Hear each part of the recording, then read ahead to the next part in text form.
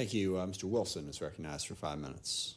Thank you, Mr. Chairman, and thank each of you for being here. I was, again, so happy to point out how grateful I am for my dad's service with the 14th Air Force in India and China. And so I've just grown up, and I grew up in the holy city of Charleston, South Carolina, in the shadow of the Charleston Air Force Base. And so I have a nephew in the Air Force too. So, hey, very proud of y'all's service. Secretary Kendall, you've clearly articulated the urgent need to transform and modernize U.S. Air Force. I support the Air Force's plan to modernize its fighter fleet where smart and necessary to divest aircraft to maximize our ability to field the most ready and lethal force possible. I'm concerned, though, that the Air Force is taking the path of least resistance when it comes to fighter roadmap. I understand the Air Force basing plan simply places F-35 at F-15C locations instead of those locations best suited to build and preserve F-35 combat readiness. What is your position that current and future F-35 basing decisions will include both a short and longer-term readiness criteria, and that you'll expand the candidate list beyond the installations with retiring aircraft? And second, will you ensure that you will direct your staff to seek out and evaluate creative basing solutions that provide for cost-effective, innovative basing solutions? Congressman, I haven't had a chance to look at F-35 basing decisions yet in my tenure, but I will promise you to do so. Mission performance is going to be a very fundamental concern, and I don't think we should be overly constrained as we look at that metric. We need to support combatant commanders in all the theaters where we need to worry about high-end threats, but also we need to have forces that can flex and go support where they're needed when they're called upon. And I know we are deploying F-35s and basing F-35s forward, both in Europe and in the Pacific. Alaska is one of the bases that we've selected, which can provide support in either direction fairly efficiently. So those things I know are taken into account, but I haven't had a chance to review them personally. And I am open to creative ideas about this. I am always open, I hope, to creative ideas to improve our performance or our capabilities.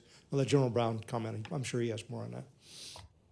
I appreciate the question. One of the areas is we are really looking more broadly across not only our fighter fleet, but many of our other fleets, stepping back and taking a more strategic look at what's the right basing based on the current environment, what we project the environment to be vis-a-vis the threat here in the future.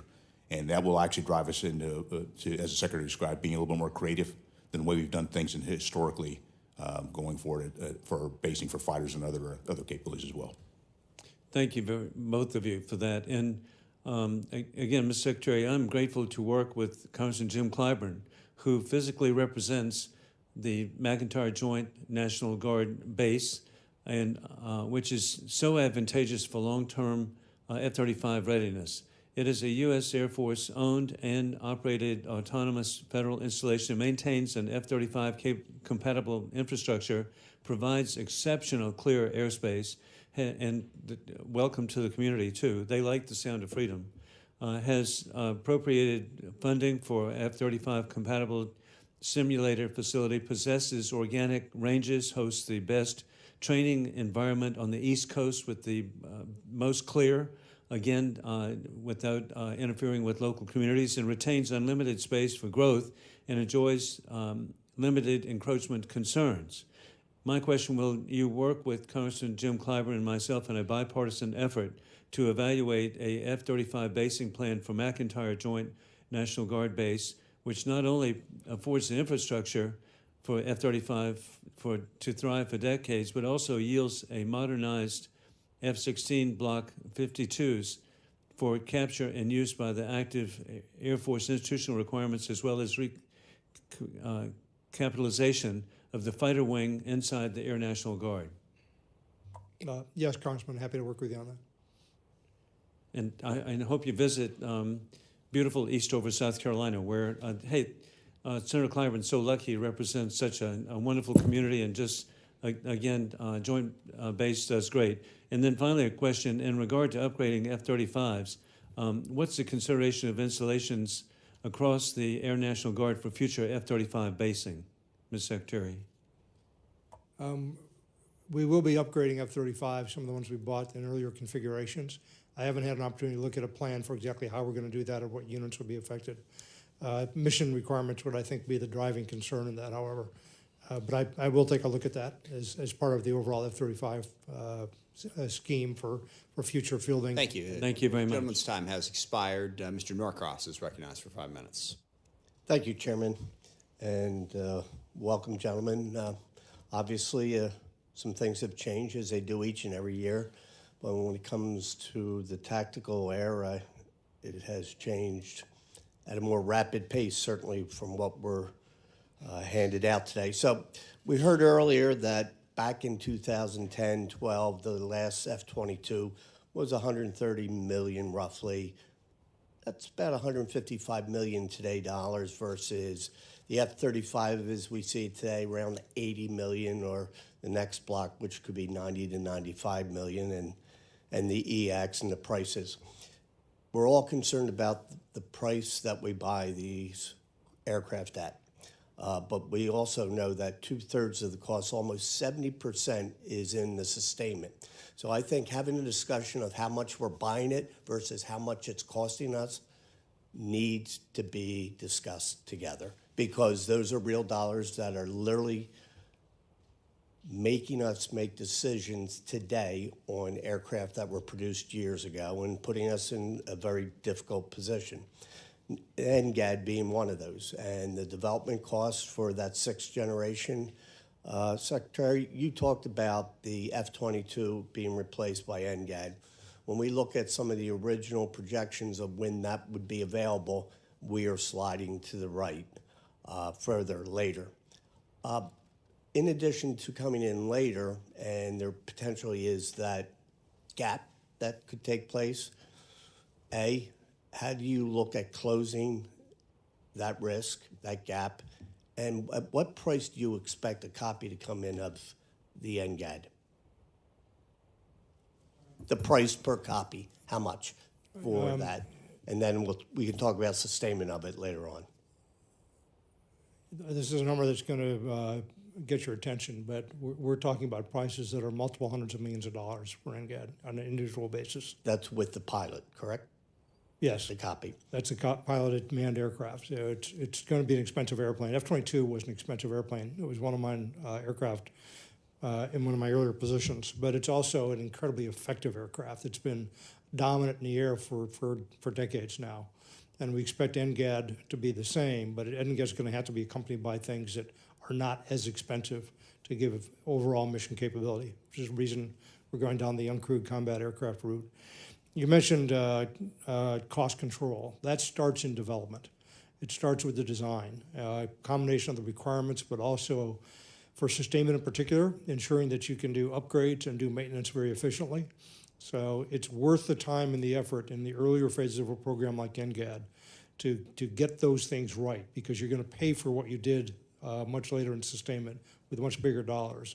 And from what I've seen of the NGAD program so far, that approach has been taken. They've taken a very good approach to having modular designs and interfaces that the government controls so they can upgrade the program over time, keep it current technically so it can stay in the force for a long time and stay as advanced as possible, but also to introduce competition, to get costs down through competition as you go forward. So despite the fact that it is going to be an expensive aircraft, there are a lot of things being done in that design today to keep the cost under control as much as possible. And this is a discussion, Chairman Garamendi, in readiness. He keeps telling me I'm throwing a cheap plane that costs him more to sustain it. But let's talk about the accompanying NGAD more affordable. What are you looking at price per copy for some more of those? Expendable is probably not the right word, but we don't have a final price per copy yet. We don't have a hard estimate, I think, yet that we could point to. Crude estimates are in the order of magnitude that I talked about. All right, so we talked about the cost. How about the time frame, which is sliding to the right? I'm sorry. With the time frame, it's coming in much, or predicted to come in much later than we originally had expected. When you start talking about the F-22 holding out that long, there appears to be. We're looking at fielding capability in the early 30s right now. So I can get you a schedule we have. It's a classified program, so I'm not sure how many details we're even making public, but it's in the early stages of development, but it's far enough along in terms of concept. It's actually built on, NGAD platform is built on technology demonstration program that I started when I was Undersecretary for Acquisition. It was called the Aerospace Innovation Initiative. And it was to build X-planes that demonstrated key technologies for the next generation of tactical air warfare. And that program has been pretty successful. We've built some prototypes that have matured the key technologies, but now we have to go to the design we're going to use for production, which is not going to be the exact. Gentleman's time has expired. Mr. Scott is recognized for 5 minutes. Thank you, Mr. Chairman, and Mr. Secretary and Generals, thank you for being here. I do want to make sure that as we work towards that final number and we're looking at the list of unfunded priorities, that we're keeping into mind the civilian workforce and the uniform workforce and what inflation has done to them. And they are the most important asset that we have in the military. And as someone who represents Robins Air Force Base and Moody Air Force Base, I want to just make sure that workforce is taken into account with what inflation has done to them. With that said, General Brown, your predecessor, General Goldfein, and I had a lot of discussions about JSTARS and ABMS. I will pick on the Army since they're not here. I did see their request this week for a manned aircraft for ground moving target indicator that looked very similar to what the JSTARS recap looked like. I know the Air Force is committed to ABMS, and I appreciate your commitment to that and to Robins Air Force Base.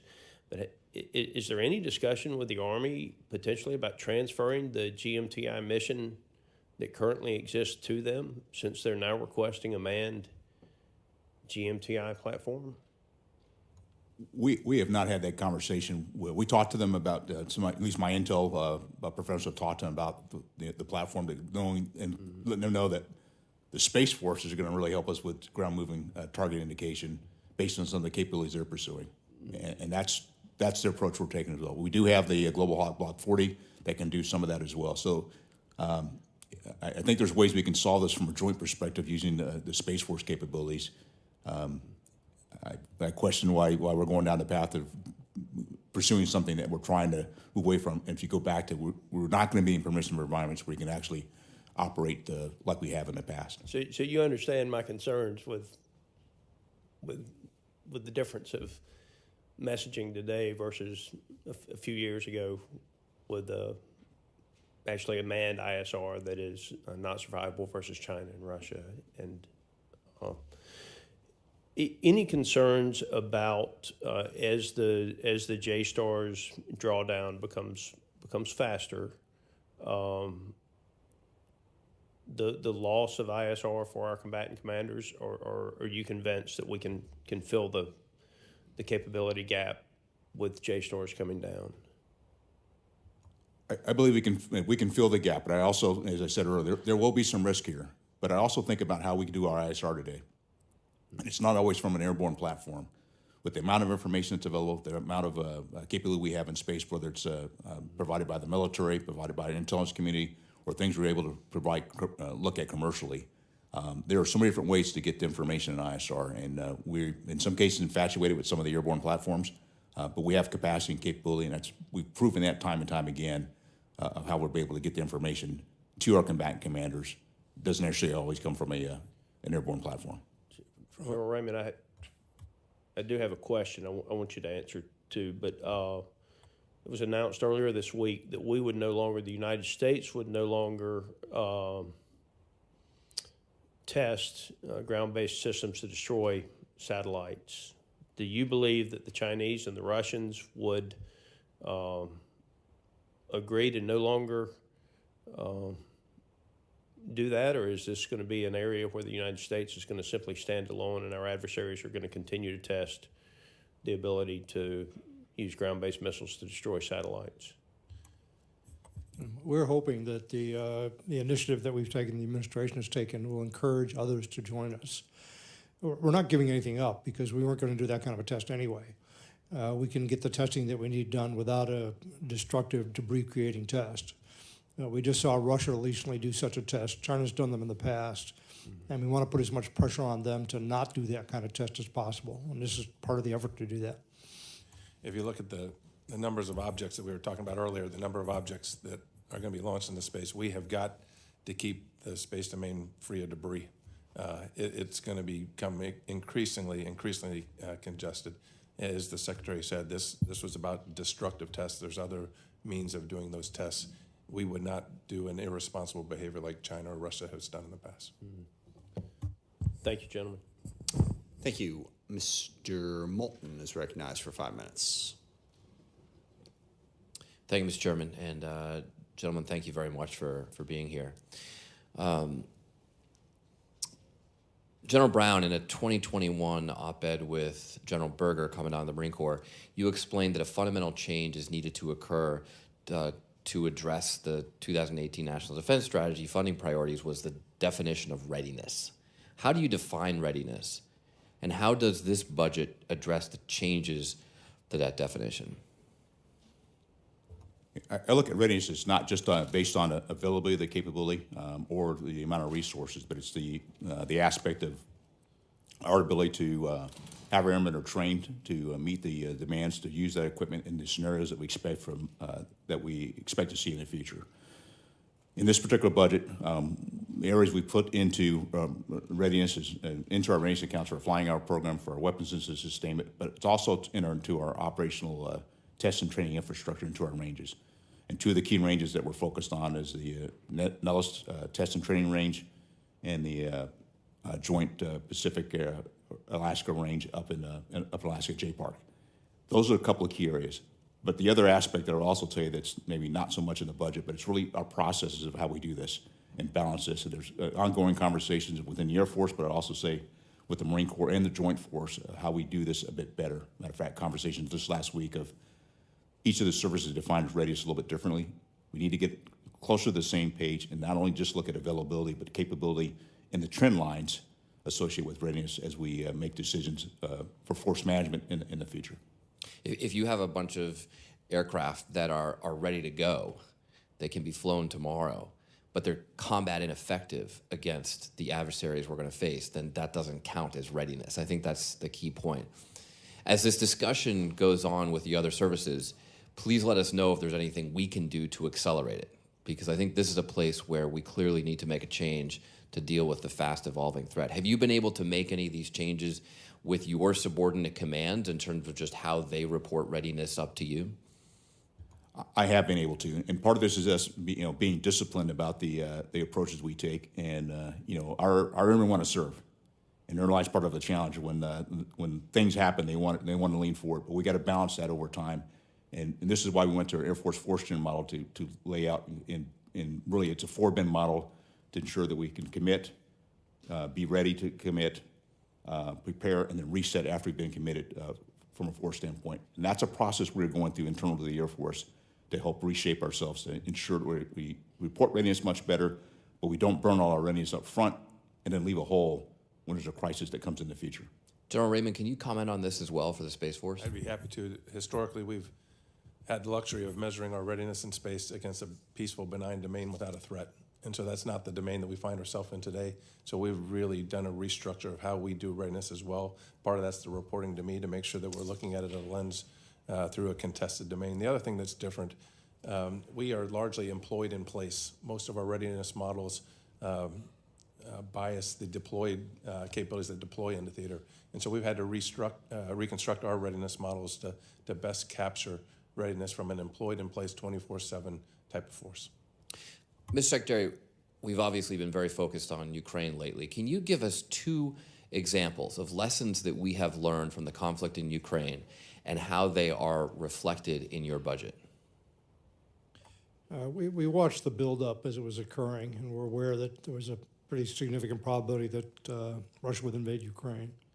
So there are some considerations perhaps from that in our budget. Generally speaking, the type of threat we're seeing there is not a surprise to us. And China being the pacing challenge from a technical point of view and an operational point of view, that was one that really motivated us more than anything else. We are all watching Ukraine right now, and it's a bit early to draw a lot of judgments from it. I'll leave the political other judgments to others, but from the point of view of military operations, and I think the chiefs can talk on this too, the failure of Russia to achieve air superiority early and to control the air decisively, I think has been a major impediment to their attempt in the invasion. The other thing on the other side of the equation is that the effectiveness of the air defenses, particularly weapons like Stinger and SA-10, and anti-armor munitions for that matter as well.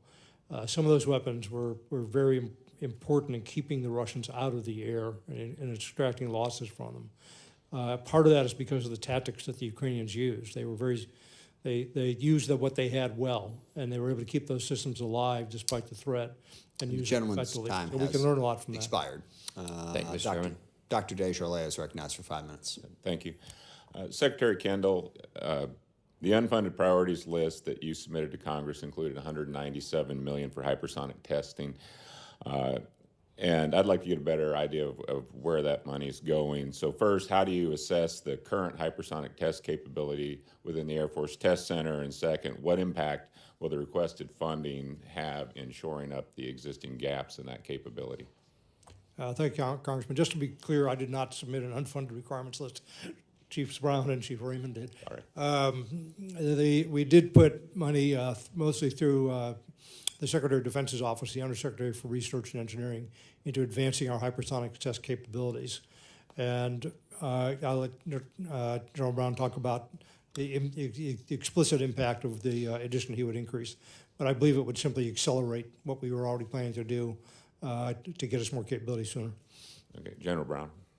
Sure. You know, part of the reason why we wanted to put this not only in funded priority list, but as we look through our budget is all the services that are pursuing hypersonic capability, our hypersonic test facilities are not where they need to be, not only in capability but also in capacity. And what I wanted to do with this unfunded priority was actually put more focus. We already put some investment into it, but we continue to put more investment into those facilities. And we work very closely with OSD because they have most of the oversight for this, but we've got to work together with the other services to ensure we can do the testing to ensure we can provide that capability here in the future. Okay. I'm curious to know whether you would like to see Congress consider increasing thresholds for minor construction authorities like the Lab Revitalization Development Program in light of the inflation that we're seeing impacting this money. I would say that would give us a bit more flexibility for minor construction. I think this is something we probably need to review periodically as costs increase, whether it's inflation or just general cost, and how we define that. We do that in other areas as well. I think it'd be worth considering. Okay. Back to you, Secretary Kendall. In the recent months, you've made some interesting comments on your vision for hypersonic weapons and the purpose they should play in the U.S. arsenal. Last month at a panel for the Mitchell Institute for Aerospace Studies, you questioned, you had the question of whether you can do the job with conventional missiles at less cost just as effectively, and then went on to say that hypersonics are a way of penetrating defenses, but they're not the only way, and I just wanted you to elaborate a little bit on those thoughts.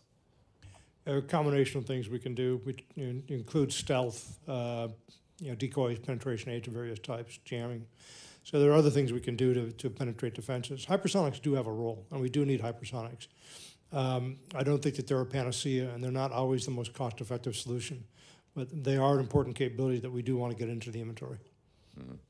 Mm-hmm. We've all been kind of concerned at some of the AARW's failures over the past year, and we poured significant investment into those in the FY22 budget. Can you provide us with an update on the Air Force plans and goals to develop the field of hypersonic weapons? And then in the FY23 budget request, it looks like we may be shifting focus away from the AARW towards the hypersonic attack cruise missiles. And would you say that's fair? We funded the research and development on Aero. We haven't funded the production yet. And the reason for that is primarily that they've had a number of test failures. We want to see some success before we commit production money. We're interested in both of those concepts, and I think I'd have to get into some classified information to talk about the exact applications of both. Okay. General Raymond, as the conflict in Ukraine drags on, we continue to see China and Russia inch closer together diplomatically and militarily, and this extends into the space domain as well.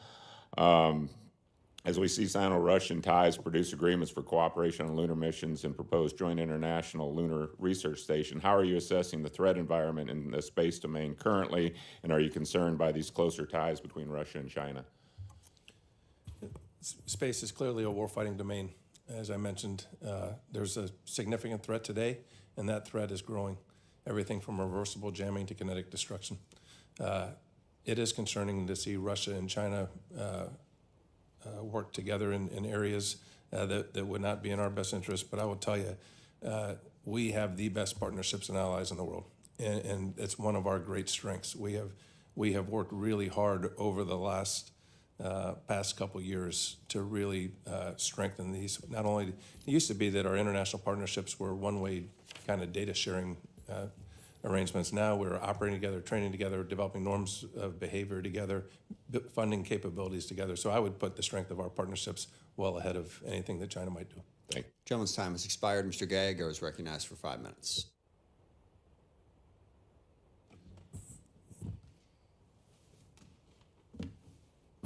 Thank you, Mr. Chair. General Raymond, thank you for your testimony. I was pleased to see in your written testimony you address how the Space Force can help confront challenges in the gray zone. As you know well, Russia and China are saturating the globe with state-backed propaganda, and we don't have to look further than Russia's blatant lies about its invasion of and the ongoing war in Ukraine to see this trend. Within the broader context of gray zone activities, how do you think Space Force can strengthen and amplify joint force initiatives to confront this challenge? I think we've seen in the conflict, the Russian-Ukraine conflict, where space has... I'm sorry, General, can you just wait 1 second? I can't hear. Okay, proceed. I think you've seen very clearly in the Russian-Ukraine conflict where space, including commercial space, has provided great advantage to Ukraine, especially in the gray zone. Commercial space has allowed us to share information much more broadly. It has allowed us to see the AOR in much greater clarity. And so I think space has been really instrumental in helping shape this gray zone competition, especially leading up to the conflict. Excellent. Mr. Kendall, Secretary Kendall, the Solomon Islands recently signed a security agreement with China, which would allow Beijing to deploy troops to the Solomons and could even result in the first Chinese military base in the Pacific. This altering the status quo requires the United States to further strengthen our regional alliances and partnerships. What is your perspective on expanding the Five Eyes intelligence partnership to close out in the regions such as Japan or South Korea? Japan's ISR network, for example, is robust with capabilities including the RQ-4s, E-2s, and P-1s, all of which would be critical additions to the theater situation awareness in any Taiwan scenario. Is the Air Force considering anything along those lines or contributing to any discussions on the potential expansion of Five Eyes? That would not be something the Air Force would do on its own. That would be something that would be done, at least at the DoD level, I think. We do work very closely with Japan and South Korea. This is kind of the idea of Japan becoming part of the Five Eyes or Korea becoming potentially part of it has come up before, but that's not something the Air Force is working directly. And so there's no discussion at all from what you know of from the other services speaking to the DoD about the possibility of something like that? I'm not aware of that. I'm aware of conversations about increasing cooperation with our close partners, but not specifically expanding the Five Eyes construct. I can take that for the record and get you an answer. General Brown, thank you again for your testimony, and I appreciate your warning of accelerated change or lose, and your vision for a more flexible and capable force. In your written testimony, explain the hard decisions the service must make in coordination with Congress on how to modernize the force and develop and field new capabilities, while selectively divesting older platforms. Regarding the A-10, for example, the Air Force itself is planning to divest 21 A-10s from the Indiana Air National Guard in FY23. What is the modernization plan for the remaining A-10s? Will the airframes that have been selected for rewinging be added to that maintenance schedule? The plan for the long range is we bought the attack kits, and that the attack kit is to rewing the remaining A-10s. If I have the numbers correct, it's about 218 that we'll actually have set to rewing. But the 21 that are going to retire will not be rewinged, and those will get transitioned out, and that guard unit will actually transition to F-16s. Okay. Thank you. I yield back. Thank you. Mr. Gallagher is recognized for 5 minutes. Thank you. Secretary Kendall, in the simplest terms possible, could you describe what agile combat employment is and how it might be implemented in a Taiwan scenario specifically? Yeah, the idea behind agile combat employment, and I should let Chief Brown talk about this too, because I think he's one of the founding fathers of it, is that we compound the targeting problem for our adversaries by using more than the bases that we normally operate from.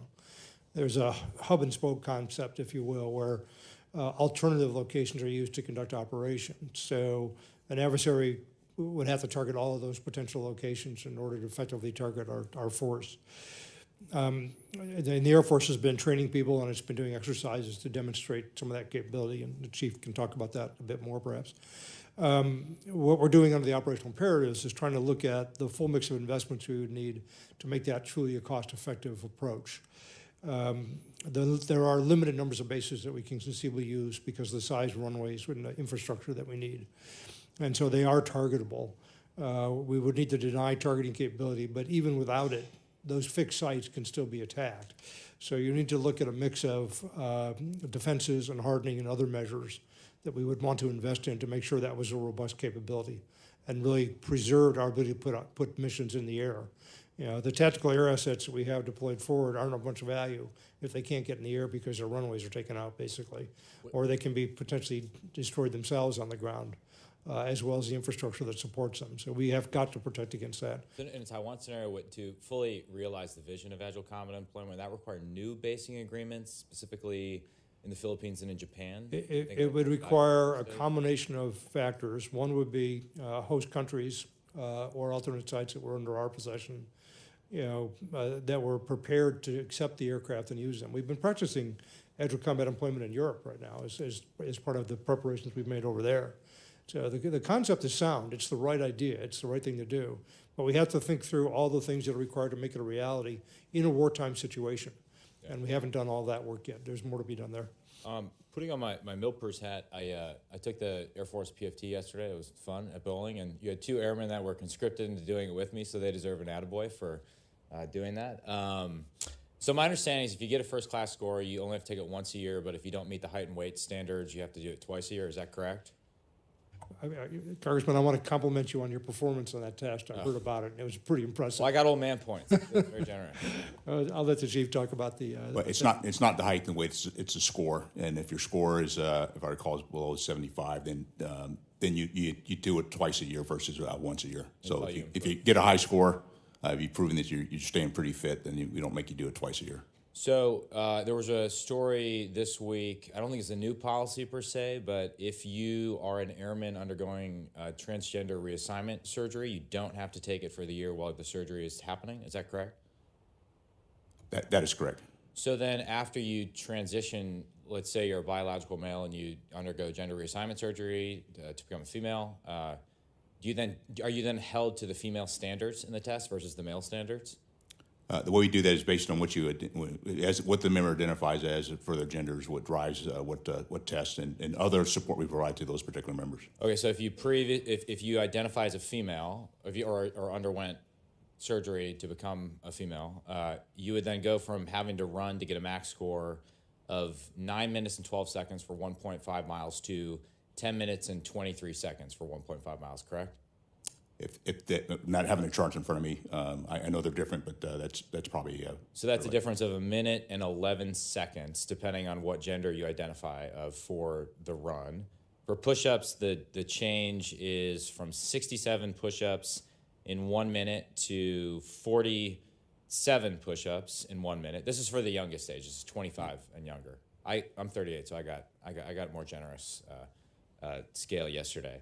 I mean, that's a difference of 20 push-ups, right? Going from male to female for the strength portion. Without the charts in front of me, that's probably close. And then sit-up goes from 58 to 54. So that's small. That's 4. And then my understanding is you now have the option for every domain. Well, the run you have an option. The strength portion you have an option of sit-up, plank, and then something else that confused me yesterday. We're in the process of implementing those changes to provide additional options for our members based on how they exercise. So is the idea to retain the optionality or to coalesce around one for each domain? Optionality. Well, optionality based on each domain, whether it's aerobic whether it's strength. I apologize. Gentleman's time has expired. Ms. Escobar is recognized for 5 minutes. Thank you so much, Mr. Chairman, and I want to thank our panelists for their service and for their leadership and for being with us today.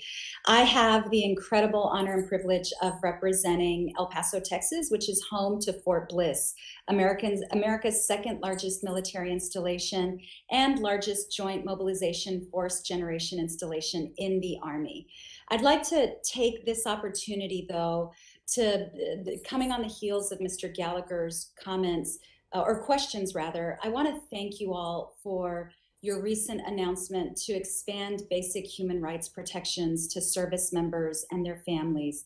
I have to tell you, this is especially important in states like mine, states that have moved to ban gender-affirming care for minors, restrict teaching about sexual orientation in public and gender identity in public schools, and prohibit trans athletes from playing on girls' sports teams.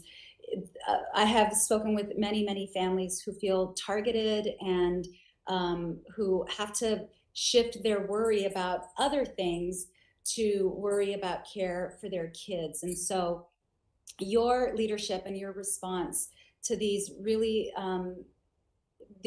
targeted discriminatory laws against families in states like mine, I hope it will influence other branches of service to provide similar protections. My question to any one of our panelists who would like to answer this is, as I mentioned, I've heard from constituents, we need our service members focused on their mission, not on their kids' health care or limits to accessing that care. Families should be supported in all ways possible to ensure readiness of our service members. And I understand that through the Exceptional Family Member Program, service members are allowed to be reassigned to different states with safer environments for their families. And so that makes me wonder if you've seen personnel impacted or take advantage of that, and also how the service will account for or think about basing deployment decisions based on this type of quality of life question, especially around discrimination in states like Texas, Florida, and other states. And really for anyone who would like to answer that for me. Thanks for the question. What we've been doing, what I think you're alluding to, is making sure that our service airmen and guardians are aware of some of the services that they can use because of some of the recent changes in state law. The other services have very similar programs. They have legal assistance, and they have the Exceptional Family Member Program as well. We don't take any position on these laws one or the other, except we recognize the fact that they do affect our people. The Exceptional Family Member Program in particular helps people who have unique medical conditions that may not be treatable in a certain location. Usually it's because of lack of care, because somebody has a condition where either the environment, in case of asthma, would affect them, or because there simply isn't any care in the region where they would be assigned that's appropriate for their specialized condition. Transgender medical condition of gender dysphoria is one that could be affected for some of our people. I'm not aware of any cases where this has happened yet, but I expect it will at some point.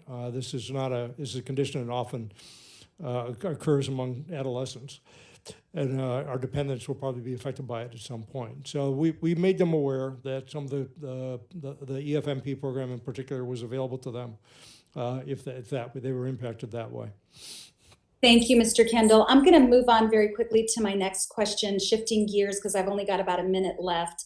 General Raymond, as the Space Force has continued to grow, I've been really encouraged by its efforts to reach out to universities for research and prepare the next generation of potential guardians. One of those initiatives is at the University Partnership Program, which included the university in my district, the University of Texas at El Paso. Can you give me a quick update on the initiative and what lies ahead? I've got 30 seconds, so you may have to respond in writing. I'll be happy to respond in writing, but it's an initiative that we're proud of. It builds partnerships with universities in twofold. One, to help develop and attract talent, and two, to help do some critical research for our critical space needs. We're very pleased to have UTEP as part of that. We've got 11 different universities as part of it, and we're seeing benefits of that already. And I'll be happy to respond in more detail in writing. Thank you. Thank you so much, General Raymond. Mr. Chairman, I yield back. Thank you. Mr. Gates is recognized for 5 minutes. Secretary Kendall, are you saying that if a service member has a transsexual family member or a family member who might one day want to become a transsexual person, that the Air Force might not send that service member to a state like Florida or a state like Texas based on our laws? What we do, and we've been doing this for a very long time, is whenever anybody comes up for assignment, they go through a questionnaire about their family and their medical needs and special education, things like that. And based on that questionnaire, we examine whether in the region they might be assigned to, there might be some issue with providing them with what they need. And then if that's the case, we don't assign them there. We find something else, someplace else for them to go. There are about 35,000 servicemen that are under that program right now, and about 55,000 people that are affected by it. So it has a lot of broad applicability. But usually we would think about this exceptional family member program like if a service member had a child with a specific heart disease and they could only get treatment at Johns Hopkins, you might not send them to a place where they wouldn't be able to access that treatment. What I think is new is that you're now applying that to transsexuals and people who might want to be transsexuals. So again, I want to ask the question very directly. Is it the position of the Air Force that if someone has a transsexual family member and they don't want to go to a state like Florida or Texas, that you will accommodate their request to not go to Florida or Texas based on the gender issues of a family member? If a service member is under treatment for a recognized medical condition, such as gender dysphoria, and they cannot get that treatment in the state to which they might be assigned, then they could be assigned to another state. And it's but not there has just, to be an actual and it's not medical just if need. they're under treatment. Captain Donsworth told the Washington Post, family members receiving gender-affirming treatment or likely to receive such treatment. So isn't it true? Did Captain Donsworth misstate that? Does someone have to? I'd have to check the exact wording of how the program is set up. But there has to be a identified actual need for medical treatment, not just the potential for one. It has to be more than that. And that's my understanding. A I'll family get back to you member on the choosing record to change their gender would qualify, is what you're saying. I'm sorry. So I mean, a family member choosing to change their gender would alter the options you have for where you could put that service member. I think more would be required. There would have to be a medical need that needs to be met. Just that decision by itself probably wouldn't be enough, but I don't know. I'm concerned that it's going beyond medical need in some of the statements of some of the folks who work for you. I'm now quoting from Undersecretary Gina Ortiz, who said, "We are closely tracking state laws and legislation to ensure we're prepared to mitigate effects to our airmen, guardsmen, and families." And again, this is dealing with the transsexual issue with the Exceptional Family Member Program. So which state laws and local laws are you particularly concerned about? We have people in our major installations who track local conditions, including state laws, all the time. Which ones? That's what they do, all of them. If there's a change in divorce laws just occurred in one of the states, it could affect our members. So our people have to be aware of that so they can provide counseling to people if they need it. Well, I'm going to move on because I've got another topic to cover, and while that seems deeply frivolous, this is quite serious. I want to go to hypersonics. In what areas is the United States outpacing China in hypersonics?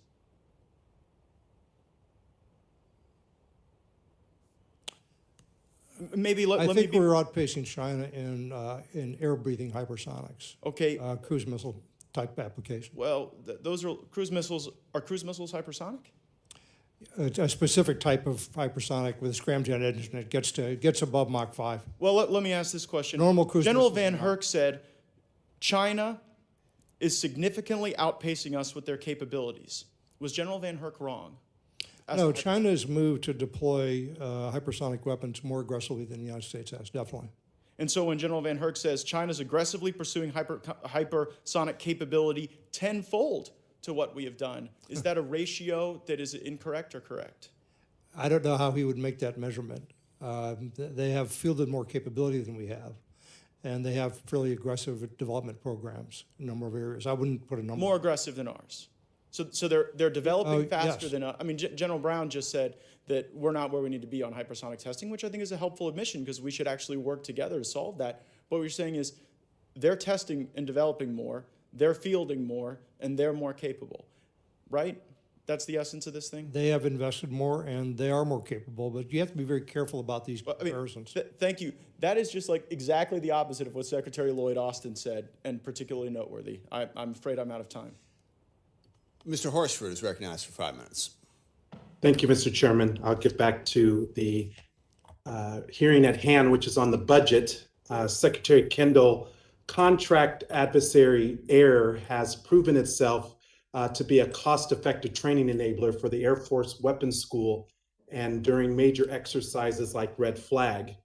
In May 2021, the commander of Air Combat Command, General Mark Kelly, wrote, and I quote, "Currently, there is a high opportunity cost to self-generated ADAIR, which is the norm for 5th gen squadrons.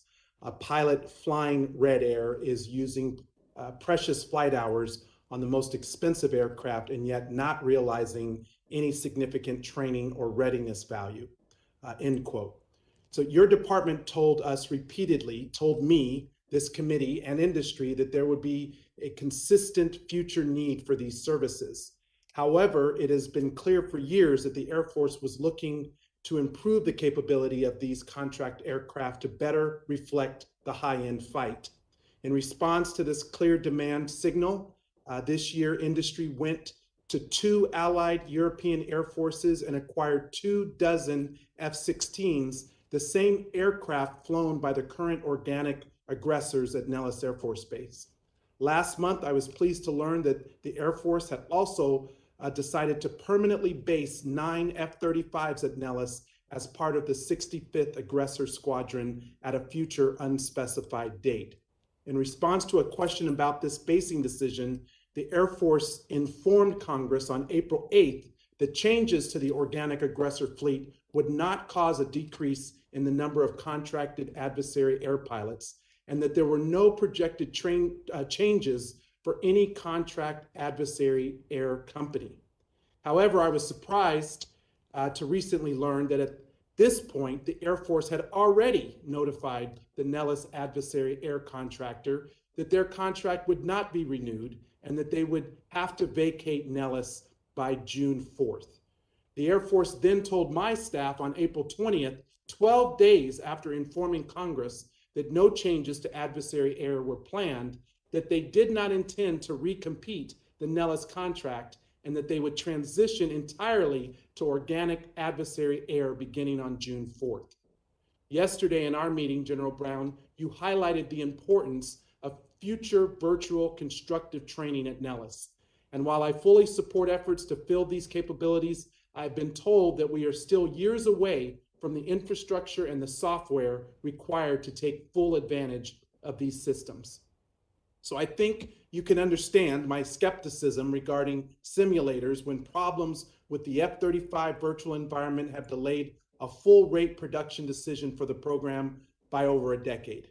And I'm confused how the Air Force plans to replace the 44,000 flying hours, representing 63% of adversary air requirements, that the contractor currently flies at Nellis without the existing organic F-16 fleet, especially when no date has been given for the arrival of F-35s or additional aircraft. So I think it's important to note that the organic aggressors at Nellis have 2 missions: to both fly as aggressors and to support the test and evaluation unit. What happens when test and evaluation requirements compete with training? So I'm deeply concerned that the apparent lack of cohesive adversary air plan will not only continue to lead to uncertainty for my constituents, but also hurt the readiness of our pilots while they wait until an uncertain date for this future virtual environment to be fielded or for F-35s to be delivered. So Secretary Kendall, with no additional aircraft on the ramp and a full capability simulation environment still years away, how does the Air Force intend to bridge the capability gap for adversary air at Nellis? What is the specific strategy for adversary air across Air Combat Command? Let me start by saying that we do need adversary air. It's an important part of our training regimen. The problem we have right now is that we need 5th generation adversary air. And the current capability we have in our contract doesn't provide that. It's the reason the F-35s are being brought in. That gap exists today, and it can't be healed by extending the contract that's in place. So that's the problem. Is that the only You're need also that we have? working. I'm sorry, Is Congressman. that the only need that we have is to prepare for fifth generation? Don't we have other threats that we also have to continue to prepare for? It is not the rest, only need. The rest but of this it is a conversation will have key to be need. on the I'll let record. General Brown, I'm sorry, the gentleman's amplify. time has expired, Mr. Secretary. I apologize. So the question goes on that long, runs out of time, so you have to submit it for the record. Mr. Bacon is recognized for 5 minutes. Thank you, Mr. Chairman, and appreciate all three of you being here today, and thank you for your leadership. A couple statements before I get to a question. First, I would just like to address the President's budget. It calls for a 4.5% increase or 4% increase in spending for the military and a 12% increase for domestic spending, non-military. Pretty good disparity there. We know inflation's at 8.5% though. So effectively, the President's budget is calling for about a 4.5% cut to the military. I don't think that's appropriate in a time of Ukraine and a rising China. So I hope that this committee and Congress increases that spending to at least even with inflation, hopefully more than inflation, to deal with these rising threats. But because of this budget, we're seeing that the Air Force has to grapple with the nuclear recapitalization, whether it's the B-21s, the ICBMs. But because of a 4.5% cut to the spending, you're having to reduce your F-35 buy, and we end up with less aircraft this year than when we started. Same thing with the Navy, less ships by the time we're done. I just think our country's not being served with this kind of reduction in spending. Then tied to that's the Air Force budget. I don't think appropriate that the DoD doesn't account for the pass-through money that the Air Force gets. They're showing a $234 billion budget, roughly a third amongst the services. But yet we know $40 billion that is supposedly the Air Force never enters the hands of the Air Force. It's passed through to other agencies that have nothing to do with the Air Force. 17% of the budget from the OSD that shows it's going to the Air Force never goes to the Air Force. And it makes it hard for Congress, I believe, to deal with this appropriately. We're trying to figure out what is the appropriate budget for the Air Force when you're doing B-21s, new ICBMs, the F-35, and so forth. So I know the Air Force is accounting this right. You're showing a $194 billion budget, and I appreciate your transparency. I think we need that here, too. My first question deals with the electronic warfare part of the budget with the Air Force. I'm grateful the Air Force is showing 4 EC-37s on the unfunded list. I think if we don't fund these this year, we'll have 2 years without a production line, and I worry about losing that expertise. So we're going to try hard to get at least some of those, if not all of them, funded through the unfunded list. But my question would be to the chief, what more can we be doing in Congress for the electronic warfare program? Are we adequately giving you what you need? Well, I think it's one of these areas we got to continue to work on. And I think you've heard me say publicly before, electronic warfare is an aspect that we have not been as focused on, partly because of the threats we're up against over the course of the past 20 to 30 years. The world has changed. And we've got to put, not only internal to the Air Force, but as we work our budgets, to put more emphasis on electronic warfare and the capability, whether it's done by cyber, how we use AI, machine learning aspects of this, and the platforms that we operate as well. They'll all play a factor in this, not only for us on the offensive, but we also be prepared to operate in that type of environment as well with our platforms and our people.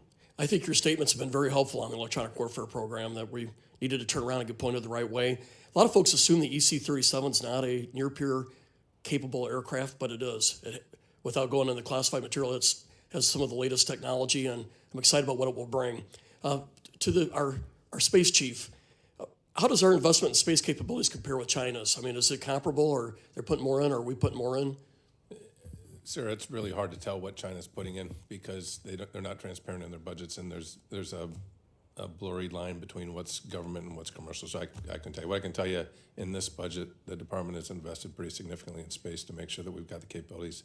It's a pretty good increase in space funding. Hopefully it meets the needs. My last question is back to General Brown. We hear reports of airmen, NCOs having to go on SNAP program, needing nutrition help. Should we not look at revising the enlisted pay, especially at the junior ranks? Should we be focusing on this? I guess it's also a question for General Raymond. Should Congress be looking at this more about increasing enlisted pay? I think across the board, this is something we could continuously take a look at based on the environment. We started out with a conversation on inflation. As we look at our pay and benefits, it's not just the pay, but it's also the benefits that support our family members. And that's an aspect when you think about our airmen. It's not just the pay, but it's the other things that happen in support of them and their families, the communities they live in. And so looking at pay and benefits together, I think would be appropriate. It seems egregious that we have young enlisted folks on SNAP and other nutrition programs. That's unacceptable. But thank you with that, and I yield back, Mr. Chairman. Thank you. Ms. Laurie is recognized for 5 minutes. Well, thank you, and I want to start with you, Secretary Kendall. I've been, reading into the details of the Air Force defense budget request, and did you task the service to consider canceling the F-15EX in this budget? I'm sorry, I didn't get the question. Did you task the Air Force to consider canceling the F-15EX during this budget? As we went through the budget build process, we looked at a lot of options. And I really don't want to go into the details of what any of those were. We ended up where we ended up after a long process. The numbers we started out initially at were very different than numbers we ended up at for a variety of reasons. So I really can't go into our internal processes very well and what we did in that. But just to summarize, so instead of canceling the program, which was a recommendation you wanted to look into, you're actually doubling the buy from last year. Can you explain that? We're accelerating the buy to buy it out. We're actually reducing the total quantity substantially. I think it was 100, and CQ help me with this, 124, we went down to 80 as the total buy. But we're trying to buy that out as quickly as possible. We made some other adjustments in order to do that. It's a more efficient way to buy the capability. Okay. I would be interested more in, that decision-making process, from our side to understand it. But there's an article that I read. It was published on April 19th in Breaking Defense. I'm not sure if you've seen this, but it has the cost comparison between the F-15EX and the F-35A.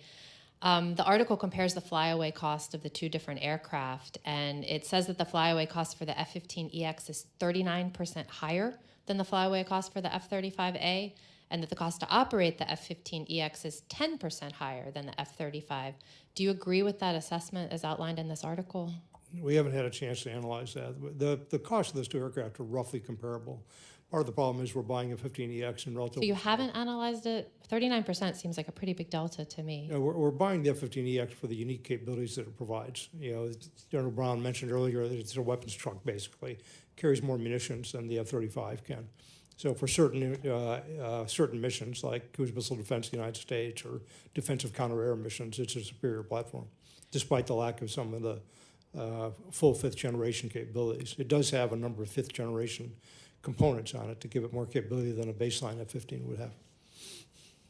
And for comparison's sake, and if General Brown, you wanted to jump in on this as well, which airframe is more lethal as far as a China-Taiwan scenario is concerned? Which would be more useful for that scenario? I don't look at just one particular platform. It's the mix of platforms and the aspect of the stealth of the F-35 and its capability. But I'd also take a look at the F-15EX and its ability. It's going to be the first aircraft to carry HACM, a hypersonic air-launched cruise missile that can be carried on a fighter. So it's a combination of the capabilities where you can penetrate, but also do standoff capability. So the two of them complement each other, in addition to the other capabilities that we have on the fighter, in our fighter fleet. Okay. Thank you, and I yield back. Thank you. Mr. Banks is recognized for 5 minutes. Thank you, Mr. Chairman. General Brown, in 2018, then Air Force Secretary Heather Wilson announced the Air Force We Need proposal. That proposal stated that the Air Force needs to grow from 312 operational squadrons to 386 operational squadrons by 2030. This also included growing the number of fighter squadrons in the total force from 55 today to 62 fighter squadrons in the future. In light of the latest 2022 National Defense Strategy, does the Air Force still need 62 fighter squadrons in order to compete and deter against the threat that China poses today? The way I've been thinking about this is the equivalent capability of 62 fighter squadrons. And what I think about is when you look at the operational imperatives and the aspect of the fighter squadrons the way we do today with manned aircraft versus what the secretaries and we're working through on the operational imperatives, the combination of crewed and uncrewed platforms. We're doing it with on NGAD. We're looking at it with B-21, but I think it has applicability across our force. And part of the conversation we're talking about today is what does a future fighter squadron look like? How many manned platforms versus unmanned platforms you will have? And with the number of unmanned platforms, it'll make it much easier for us to expand that fighter capability. And it's not just the capability, but the capacity as well. Can you talk about how you would posture those fighter squadrons between the Air Force active and reserve components? You know, one of the areas that we are looking at is we are doing a bit of a global posture review, and one of the things I got to take a look at is to ensure that we have both the right overseas and CONUS mix, so we can have the rotational out of the United States for our airmen and families.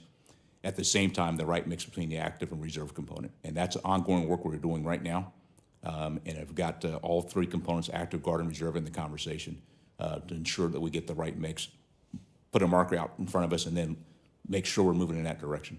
Secretary Kendall, could you more specifically describe the Air Force's plan for the A-10 fleet? I'm sorry, Congressman, I couldn't hear the I'm question. over here, Secretary. Can you more specifically describe for us the plan for the A-10 fleet? Well, the plan for the FY23 budget is to take 21 A-10s out in Indiana and replace them with F-16. You know, in future years, we are looking at divesting over time the A-10 fleet. That's been something we've been trying to do for some time. Can you put a timeline on the when you would divest of the entire fleet versus the changes that you want to make in this budget? If we were free to do so, we would divest the entire fleet by the end of the next 5-year plan. But that's not what not specifically what would happen with this year's budget. This year, divest 21 in Indiana and replace them with F-16. It's a very specific and I think modest request at this point. How long have you wanted to make this change?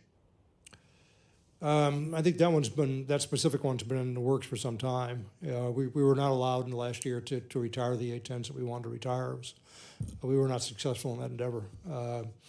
But they're not what we need for the force for the future, and we'd still like to make that move as soon as we can. What can you talk about, Secretary Kendall? What aircraft replaces the capabilities of the A-10 if we do divest of them? The fighter mix that General Brown has talked about, it's not a one-for-one swap out of one aircraft for another. It's about the fighter mix that we're trying to get to over time. And then for the A-10s that will not be divested of in fiscal year 2023, are you looking at wing modernization programs or any other plans that we should be aware of? I think we're completing some modest modernization plans that have been in place for a while. So yeah, very, very modest things that we've already invested in. You know, with the sunset rule, we typically don't try to put a lot of capability, but we got to make sure we balance that risk as we go forward, so we don't have a big gap in capability. General, can you as well describe or defend the plan, at least just for fiscal year 2023, to make this change and then the divesting of the entire fleet down the road? Explain why it's important. It's because of the threat. The A-10 is a great airplane in a permissive environment, but I don't expect we'll be in very many permissive environments in the future. And I've got to have a mix of capability that can do a bit of all things. The A-10 cannot do that, in a particular high-threat environment, and that's why we're making that shift. Can you more specifically talk about the second or third order effect of moving forward with this plan? I mean, what does it allow you to do? What it allows me to do is there's a manpower piece associated with this, because you have airmen that are actually operating and maintaining A-10s that we'd actually put into F-35s and F-15EXs and eventually NGAD. Those airmen, a 15-year maintainer doesn't come off the bench. You build those, and we got to make that transition. So that's an important aspect of this. The gentleman's time has expired.